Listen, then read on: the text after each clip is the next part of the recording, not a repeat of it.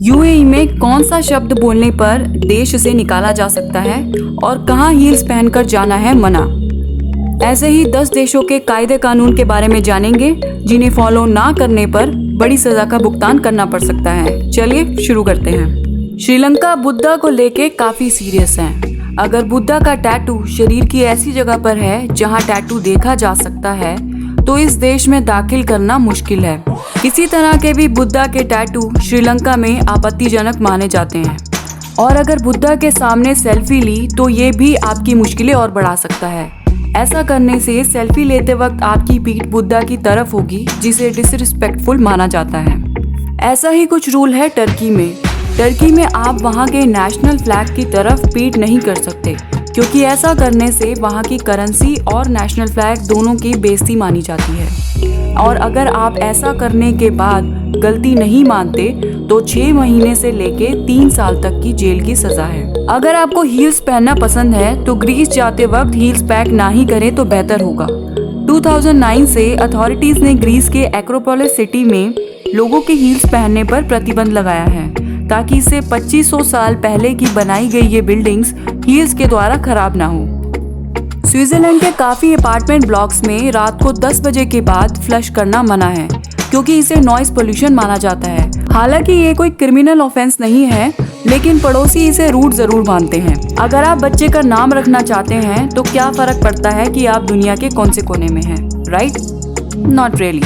Denmark में लोग government की तरफ से अप्रूव 7000 बच्चों के नाम में से ही एक रख सकते हैं और अगर वहाँ के लोगों को ऐसा नाम रखना है जो लिस्ट में नहीं है तो इसके लिए गवर्नमेंट की इजाज़त लेनी होगी। ये इतना आसान भी नहीं है क्योंकि हर साल 20% एप्लीकेशंस को रिजेक्ट कर दिया जाता है। कार्टून्स बचपन का बड़ा हिस्सा होता है तो क्या कोई कार्टून पर बैन कर सकता है?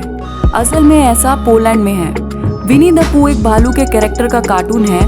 इसे पोलैंड ने प्लेग्राउंड स्कूल्स में बैन किया हुआ है क्योंकि इस कार्टून ने सिर्फ टी-शर्ट पहनी है जिसे पोलैंड गवर्नमेंट को लगता है कि पूरे कपड़े ना पहनने से ये बच्चों पर गलत असर डाल सकता है। पेट्स किसे पसंद नहीं है और इन क्यूट पेट्स के लिए स्पेशल लॉ बनाया है रोम ने। रोम में अगर लोग डॉग्स को दिन में घुमाने ना ले जाएं तो ओनर को $625 यानी 46,000 से भी ज्यादा का जुर्माना हो सकता है। ये लॉ सिर्फ डॉग्स तक ही सीमित नहीं है। गोल्डफिश को तो घुमाया नहीं जा सकता लेकिन गोल्डफिश को बोल में रखना अलाउड नहीं है बल्कि फुल साइज एक्वेरियम होना जरूरी है। च्युइंगम चबाना तो आम बात है लेकिन अगर आप सिंगापुर जा रहे हैं तो ये आम बात नहीं है। सिंगापुर के लॉ के अकॉर्डिंग च्युइंगम चबाना इल्लीगल है। देश की साफ सफाई को मद्देनजर रखते हुए ये रूल 1992 में लागू किया गया था जिसे अभी तक देश फॉलो करता आ रहा है। रूल्स की बात हो रही हो और जापान की बात ना हो, ऐसा तो हो नहीं सकता। जापान में मिताबो लॉ नागरिकों का वजन चेक करने के लिए बनाया गया है। इस लॉ के अनुसार वहाँ की लोकल कंपनीज और गवर्नमेंट हर साल 40 से 75 साल की उम्र तक के जापानी नागरिकों की कमर का नाप लेती है।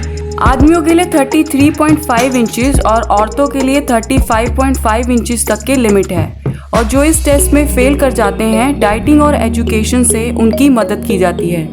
अब भाई अगर आप गुस्से में इधर उधर निकल जाते हैं तो यूएई में आपका ये गुस्सा आप पर काफी भारी पड़ सकता है। यूएई में एफ वर्ड का यूज करना क्राइम है क्योंकि ये यूएई की इज्जत और शान कम करता है।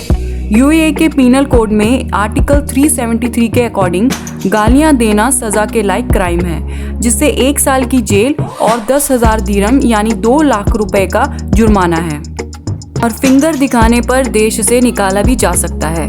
इतना ही नहीं, ये रूल सोशल मीडिया पर भी लागू होते हैं। अगर किसी ने व्हाट्सएप या किसी भी सोशल मीडिया पर मैसेजेस में किसी तरह की गाली दी या आपत्तिजनक इमोजी सेंड की तो 250,000 दिरहम यानी 50 लाख का फाइन, जेल या देश से निकाला भी जा सकता है।